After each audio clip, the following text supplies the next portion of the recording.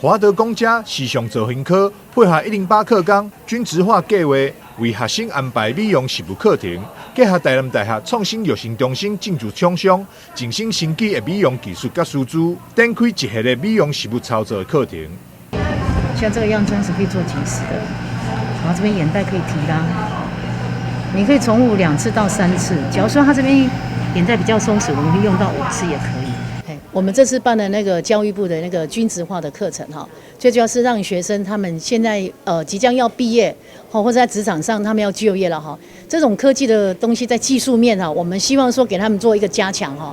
那外面哈，因为我们的职场都蛮竞争的，那学生在学校在学的期间，我们也是希望说教一些比较高科技啦、简易的啊，然后立即看到改善的效果，然后皮肤让它改善到一个冻龄，还有保湿哈。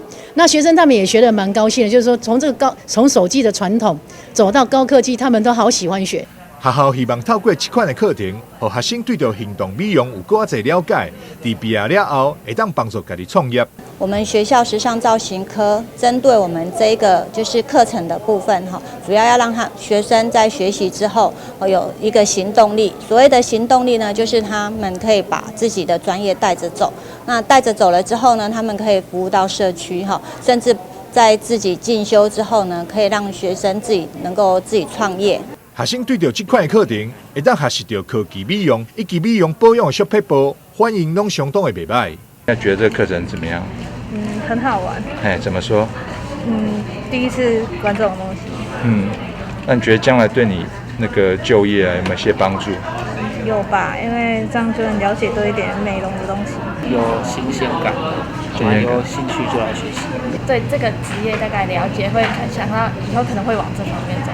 透过3合合作，培育出会当将技术带咧行学生。华德公家甲精心升级，目前也已经规划将学生的学习成果分享到社区，和社会大众会当了解学校办学特色以及学生实务的技能层面。